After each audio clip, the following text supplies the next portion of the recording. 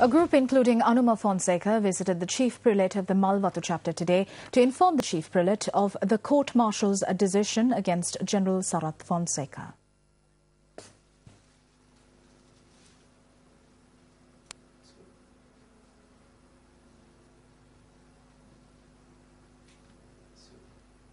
ඇත්තෙම මම අමුතුවෙන් කියන්න ඕනේ නැහැ මුළු රටේම ජනතාව දන්නවා මොකද්ද වෙච්ච අසාධාරණ කියලා.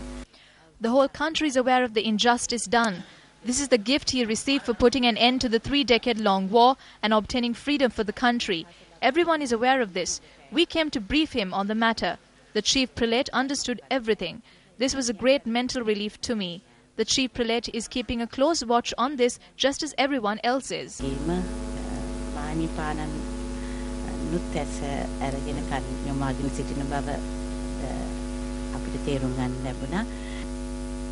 ඇත්ත වශයෙන්ම එක පැත්තකින් සන්තෝෂ වෙනවා මේ රටේ මහානායක හමුදුරුවෝත් ඒ වගේම On one side, we are glad that the public that we meet and the Chief Prelate are aware of the injustice done to General Sarath Fonseca. The truth and the history cannot be erased. By subjecting the leader who freed this country from terrorism to such a state, the individual who directly contributed to the war is enjoying all comforts.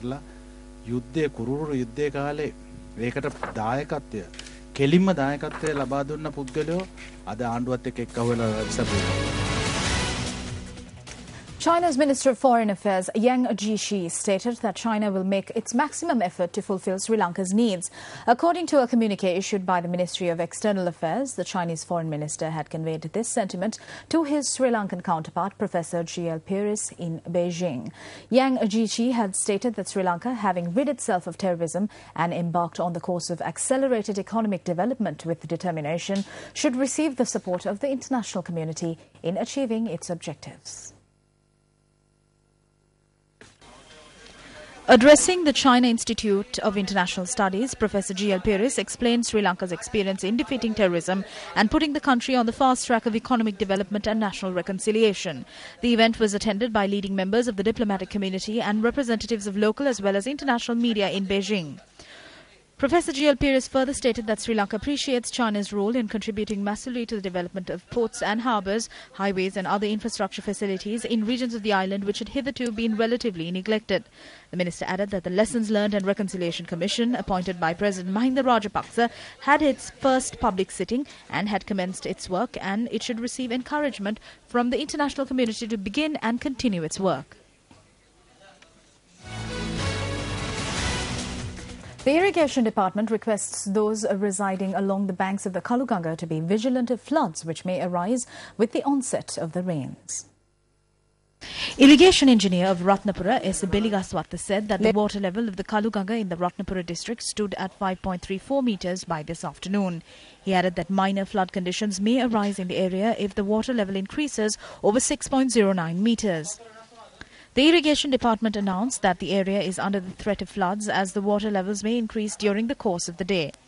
The Irrigation Department requests those residing in and around Muagama, Alapatha, Raddalla, Balibatkota, Dimiyawa, Balagangodala and Maralier areas of the Ratnapura Divisional Secretariat to be vigilant. Meanwhile, the sluice gates of several reservoirs were opened due to the incessant rains. The engineer in charge of the Lakshapana Reservoir said that 3 sluice gates of the Lakshapana Reservoir have been opened by 1.6 metres each. Meanwhile, the Meteorology Department says that the prevailing southwestern monsoon will continue up to mid-September. Strong winds were experienced in several parts of the island this morning. The prevailing southwestern monsoon will continue up until mid-September. Therefore, winds with a speed of 50 to 60 kilometers per hour can be expected during this period. This is not a very strong wind condition. It is not a cyclone condition either. This is normal during the month of August. It is only the activation of the monsoon. Seas of the western and southern coast may also be rough. Moving on to one of our headline-making stories tonight. The child who was hospitalized following the unfortunate incident where 2 other children died after being electrocuted while attempting to pluck rambutan yesterday also passed away this morning. According to our correspondent, she succumbed to her injuries while receiving treatment at the intensive care unit at the Ratnapura hospital. Pumi Sandamali, Madhuka Artigala and Supuni Umesha of Patulpana, Lelupitiya, Ratnapura were electrocuted last morning. The accident occurred when the iron pole they used to pluck rambutans came into contact with a high-tension power line that was adjacent to the rambutan tree. 2 of the children died yesterday, while Pumi Sandamali died today. The children who were electrocuted to death were siblings, Pumi Sandamali and Madhuka Artigala, and their cousin sister Supuni Umesha. They were the only children in these 2 families. Their bodies are currently lying in one of their houses in the Patulpana area.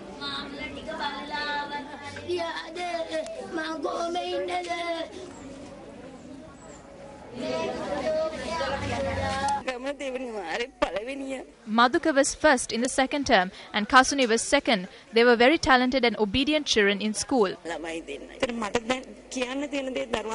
They should be vigilant when there are children around, especially in such dangerous places where there are fruit trees that would obviously tempt children. Relatives stated that the funeral of these 3 children will be held tomorrow. Meanwhile, the chairman of the Public Utilities Commission, Damita Kumarasinghe, requested that the commission be informed of any such hazardous high-tension power lines which may pose a danger to the public. Many incidents of this nature are reported in the island annually. According to statistics, around 150 individuals die due to electrocution each year. Therefore, we request the public to inform the Commission if they come across such hazardous places. You can inform us via the telephone number 0112 392 607.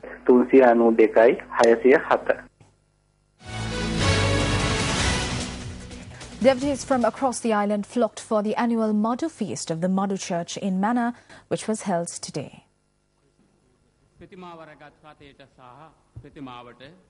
The Madhu feast, which began on the 6th of this month, ended on a grand note this morning. A mass was held at 6:30 this morning under the patronage of Archbishop Right Reverend Dr. Malcolm Ranjit. Following the conclusion of the mass, the procession carrying the statue of Mother Mary paraded the streets. According to our correspondent, over 300,000 devotees had arrived to receive the blessings of Our Lady of Madhu. Meanwhile, a special Dansala was organized in the Ippur area in Senkudi, Putlam for the large number of devotees who participated in the Madhu feast. Doctors say that expectant mothers should be cautious of any fever that they may contract, as dengue fever is prevalent these days. They point out that if an expectant mother contracts dengue, it may have an impact on the fetus as well. Doctors point out that most often dengue fever cannot be identified until the critical stage, as patients refrain from seeking medical attention, considering the fever to be an ordinary fever even when there are symptoms of dengue. Accordingly, doctors request expectant mothers to be cautious of any form of fever. If one develops dengue fever in late pregnancy, especially if it progresses to dengue hemorrhagic fever, it can cause the disruption of the blood vessels underneath the placenta, leading to separation of the placenta, causing fetal death or preterm delivery. Similarly, if one develops dengue hemorrhagic fever in late pregnancy, especially in and around the delivery, it can lead to postpartum hemorrhage. What impact does dengue fever, which is contracted by an expectant mother, have on the fetus? Although the dengue is not causing very much trouble to the pregnancy, because of these diagnostic difficulties and also delays in treatment, the dengue fever can be disastrous. Therefore, the prevention of dengue is much more important than identifying or treating the dengue disease. If an expectant mother who is nearing her delivery contracts dengue, it will have a severe impact on her health condition. Experts request the public to keep their environments clean by destroying breeding grounds of dengue mosquitoes and to protect oneself from mosquito bites. However, doctors point out that the use of mosquito coils and the application of various ointments is not good for the health of the expectant mother. According to statistics, over 25,000 individuals have contracted dengue since January this year, and 177 individuals have died due to the virus. Deaths caused by dengue can be prevented if patients seek medical advice as soon as symptoms appear. Prime Minister D.M. Joyaratne says that it is difficult to understand for whose benefit public representatives cross over. The Premier expressed this view while attending a function in the Ruanvala area yesterday.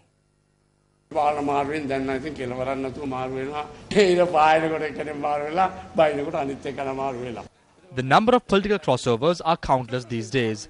It happens in the morning and in the evening. People cross over from this side to the other.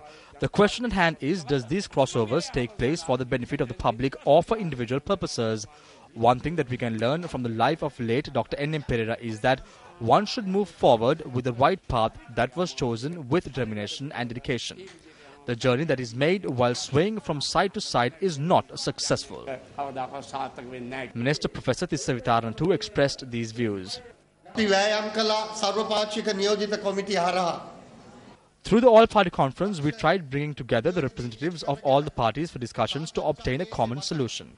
Now, under the leadership of the President, we have been able to reunite the divided country and to put an end to separatist terrorism. We can now go ahead with this, with the participation of the Tamil community in discussions without the influence of the LTTE. This function was organized to declare open the N.M. Pereira Memorial Hall built in Ruanwell.